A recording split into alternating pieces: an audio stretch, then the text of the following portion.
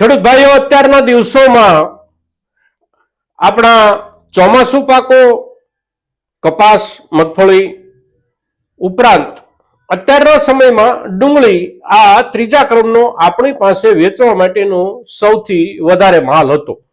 એમાં કપાસ અને મગફળી આ બેમાં તો આપણે બિલકુલ તળિયાના ભાવે માલ વેચી રહ્યા હતા, પણ ડુંગળી છે એ આપણી થોડા ઠીક ઠીક ભાવથી વેચાઈ રહી હતી. લગભગ 15 દિવસ પહેલા સુધીની પરિસ્થિતિ આપણે જોઈએ તો એકંદર ડુંગળીના આપણને સારા ભાવ મળી રહ્યા હતા, અને એ જે ભાવ મળી રહ્યા હતા એનાથી આપણો થોડો થોડો ઉત્સાહ બનેલો હતો. હવે છેલ્લા ગયા અઠવાડિયા દરમિયાન અને આ અઠવાડિયાના આ જે 2-3 દિવસો વીત્યા છે માર્કેટિંગ યાર્ડના, એ દરમિયાન ડુંગળીના ભાવની સ્થિતિ ખૂબ ચિંતાજનક રીતે નીચે જઈ રહી છે. હવે અત્યારની પરિસ્થિતિમાં હવે આપણે ખેડૂતો શું કરી શકીએ અને ડુંગળીના ભાવમાં આવનારા દિવસોમાં આખરે આંકડો ક્યાં જઈને પહોંચે એના ઉપર આપણે એક સામાન્ય ચર્ચા કરીએ છીએ મિત્રો. તો ડુંગળીને લઈને આ જે ચર્ચા છે એ અત્યારના દિવસોમાં ખૂબ અગત્યની ચર્ચા છે. તો આ ચર્ચામાં, આ વિડીયોમાં આપ સૌ મિત્રો અવશ્ય બન્યા રહેજો.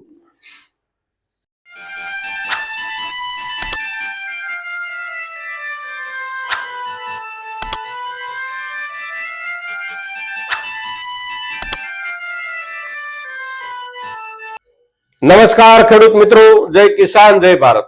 ખેડૂત ભાઈઓ, આજે તારીખ 18 ડિસેમ્બર 2024 બુધવારનો દિવસ, આપણા માર્કેટિંગ યાર્ડના કામકાજનો આજે ત્રીજો દિવસ. 15 દિવસ પહેલા જે ડુંગળી આપણે 600 રૂપિયાથી લઈ અને 650 કે 700 રૂપિયા સુધી વેચી રહ્યા હતા, એ ડુંગળી અત્યારે આપણને માર્કેટમાં નીચી જઈ રહી હોય એવું દેખાઈ રહ્યું છે. હવે આ જે 15 દિવસ દરમિયાન જે ઘટાડો ઝડપથી આવ્યો છે એની સાથે જોડાયેલું મૂળ કારણ આપણે સૌ ખેડૂતો સમજીએ છીએ કે આજથી 2 મહિના પહેલા ડુંગળીના જે ઊંચા ભાવ હતા એ ઊંચા ભાવને ધ્યાનમાં લઈને આપણે કાયમ આપણી પદ્ધતિ પ્રમાણે જેના ભાવ સારા હોય એના વાવેતરની પાછળ ખૂબ મોટા પાયે લાગી જતા હોઈએ છીએ. આ વખતે પણ આપણે લાગી ગયા, એટલે અત્યારે હવે એ ડુંગળી આપણી તૈયાર થઈ અને માર્કેટમાં આવી રહી છે. અને જે માલ આપણે 15 દિવસ પહેલા 650 કે 700 રૂપિયા વેચી રહ્યા હતા એના આજના બજાર ભાવ, ઈ ક્વોલિટી જે કાંઈ આપણને જોવા મળે છે, ખાસ કરીને આપણા મુખ્ય માર્કેટિંગ યાર્ડોમાં, મહુવાનું માર્કેટિંગ યાર્ડ હોય કે આપણું ગોંડલનું માર્કેટિંગ યાર્ડ હોય, તો એની અંદર આ માલને આપણે 400 થી 425 રૂપિયા અટકી જતો જોઈ રહ્યા છીએ. આ પરિસ્થિતિ જે થઈ છે એની સાથે જોડાયેલું કારણ આપણું ખૂબ મોટું મબલખ ઉત્પાદન છે. આ એક વાતને આપણે ખેડૂતો તરીકે સ્વીકારવી પડશે.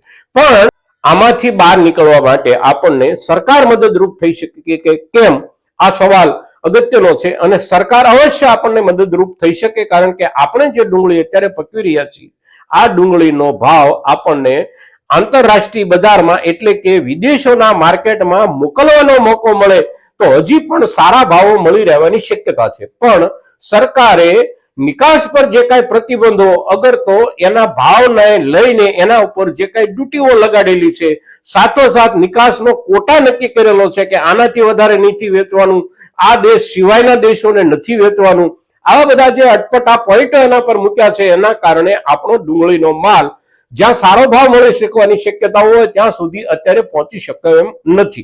હવે સરકાર જો નિકાસના દરવાજા ખોલે આપણી ખેડૂતોની જરૂરિયાતને ધ્યાનમાં લઈને, કારણ કે બીજા કોઈ પાકમાં આપણને વ્યાજબી ભાવ મળી નથી રહ્યા અને બીજા કોઈ પાકની નિકાસની પણ શક્યતાઓ નથી. આપણે મગફળીને ક્યાંય દુનિયાના બજારમાં મોકલીએ અને બહુ ઊંચા ભાવ મળે શક્યતા નથી, કપાસને મોકલીએ અને ઊંચા ભાવ મળે શક્યતા નથી. ડુંગળી એક એવી ચીજ બચી છે કે એને બીજા દેશોમાં આપણે વેચીએ અને સારા ભાવ મળી શકે, તો એને માટે સરકારે એક પ્રોત્સાહક નીતિ તાત્કાલિક ધોરણે બનાવી અને આપણા ડુંગળીના ભાવને નીચે જતા બચાવી લેવા જોઈએ અને આપણને ખેડૂતોને બચાવી લેવા જોઈએ. પણ અત્યારના સંજોગોમાં એવું નથી લાગી રહ્યું કે સરકાર આવો કોઈ હકારાત્મક નિર્ણય આપણા ડુંગળીના નીચે જતા ભાવોને રોકી રાખવા માટે કરવાનું વિચારી રહી હોય. તો અત્યારે સરકાર તરફથી કોઈ સહયોગ મળવાની આપણને શક્યતા નથી.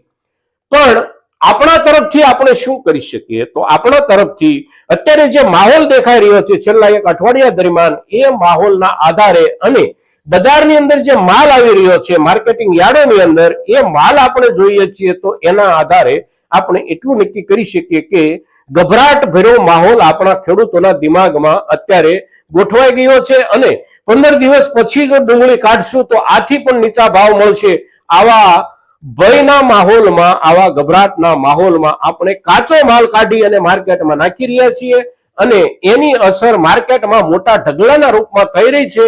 એટલે માર્કેટ આગળ વધવા અગર તો સ્થિર થવા તરફ પણ ગોઠવાઈ રહ્યું હોય એવું દેખાઈ નથી રહ્યું. દરરોજ માર્કેટ નીચે નીચે જઈ રહ્યું છે કારણ કે આપણે કાચો પાકો માલ પણ અત્યારે કાઢી અને બજારમાં પહોંચાડી રહ્યા છીએ.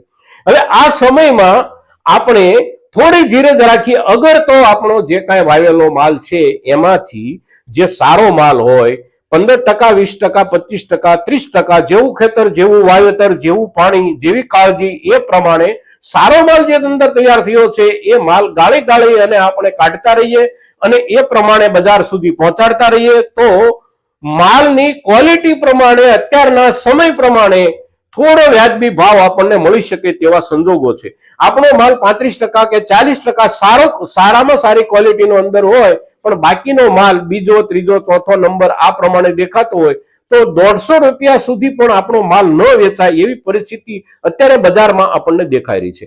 હવે સ્વાભાવિક રીતે ડુંગળીની જે પડતર આપણે ગણતા હોઈએ અને સમજતા હોઈએ એમાં આંકડા આપનારા લોકો કે અર્થશાસ્ત્રીઓ જે કંઈ કહેતા હોય તે પણ આપણો ખેડૂતનો જે હિસાબ છે અને આપણું ખેડૂતનું જે અર્થશાસ્ત્ર છે એ અર્થશાસ્ત્ર અને એ સમજણ એવી છે કે આપણે ડુંગળીના પાકમાં જે સમયે જે મજૂરી લાગતી હોય છે, એક વ્યક્તિની એક દિવસની આ મજૂરી, એ મજૂરી અને એનો જે આંકડો આ લેવલે આપણી ડુંગળીની પડતર હોય છે.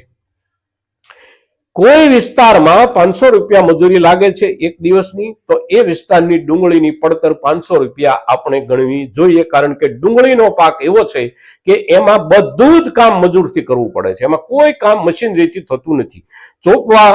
ચોપ્યા પછી એનું નિંદામણ અને નિંદામણ પછી ફરી વખત જ્યારે આપણે ડુંગળી કાઢીએ છીએ ત્યારે એનું લણવાનું કામ, કોથળા ભરવાનું કામ, આ બધા કામમાં માણસની જરૂર પડે છે. એમાં ક્યાંય પણ આપણે મશીનરીનો ઉપયોગ નથી કરી શકતા અને માણસની જરૂર પડતી હોવાના કારણે ડુંગળીના વાવેતરમાં મહત્તમ ખર્ચ કાંઈ પણ લાગતો હોય તો આપણને મજૂરી ખર્ચ લાગે છે અને તેથી જે આપણો ખેડૂતનો હિસાબ છે કે એક દિવસની એક મજૂરની જે મજૂરી ચાલતી હોય એ મજૂરીના લેવલે આપણને ડુંગળી પડતર થાય છે. મજૂરી જો 500 રૂપિયા છે આ વર્ષમાં તો આપણને 500 રૂપિયા ડુંગળી પડતર થાય છે. હવે આપણે વેચીએ છીએ 150 થી શરૂઆત કરી અને ઊંચામાં ઊંચીને સારામાં સારી વસ્તુ આજના દિવસે ને ગઈકાલના દિવસે માર્કેટિંગ યાર્ડમાં આપણે જોયું તો આપણને 450 કે 450 થી વધારે પૈસા મળ્યા નથી કોઈ પણ ખેડૂતને. તો આ પરિસ્થિતિમાં અત્યારે ઝડપથી 15 થી 20 દિવસમાં આપણે ડુંગળીના વાવેતરમાં, વેચાણમાં નુકસાનીના દરજ્જે આવી ગયા છીએ. હવે એમાંથી બચવા માટેના બે રસ્તા, એક સરકાર નિર્ણય કરે અને બીજું આપણે ડુંગળી ઉપાડવામાં થોડી ધીરજ રાખીએ, ઉપાડવામાં આપણે ગ્રેડ પાડીએ આપણા ખેતરમાં તો અત્યારની સ્થિતિ પ્રમાણે થોડી નુકસાની આપણે ઓછી કરીએ એવા આપણા તરફથી પણ પ્રયાસ થઈ શકે એવી જોગવાઈ ડુંગળીના પાકમાં હોય છે. તો આ પ્રમાણે કરવાની જો આપણી તૈયારી હોય તો એક ખેડૂત તરીકે સામાન્ય રૂપમાં આવો નિર્ણય આપણે અત્યારે કરી શકીએ છીએ. ગભરાટ ભર્યા માહોલથી ગભરાઈ જઈ અને કાચું પાકું લઈ અને માર્કેટમાં આપણે જઈએ છીએ તો 150 થી 200 રૂપિયા આપણા હાથમાં આવી રહ્યા છે અને 150 થી 200 રૂપિયા હાથમાં આવે એટલે ડુંગળી ખેંચી અને યાર્ડ સુધી પહોંચાડવાના જ પૈસા આપણી પાસે આવે છે. ત્યાર પહેલાનું આપણું બધું જ એમાંથી જતું રહે છે. તો ચિંતાજનક રીતે ડુંગળી જે રીતે ગગડી રહી છે, એના ભાવ જે રીતે નીચે જઈ રહ્યા છે, આ ચિંતા આપણને સૌ ખેડૂતને જ્યારે છે ત્યારે આજના દિવસે એમાં થોડો અમથો ફાયદો આપણે કરી શકીએ તો કેવી રીતે કરી શકીએ એના ઉપર જ્યારે આપણે ચર્ચા કરીએ છીએ ત્યારે આ વિડીયો, આ ચર્ચા આપણી મહત્તમ ખેડૂતો સુધી પહોંચે એવા આપ સૌના તરફથી પ્રયાસો થાય એવી અપેક્ષા સાથે જય કિસાન, જય ભારત.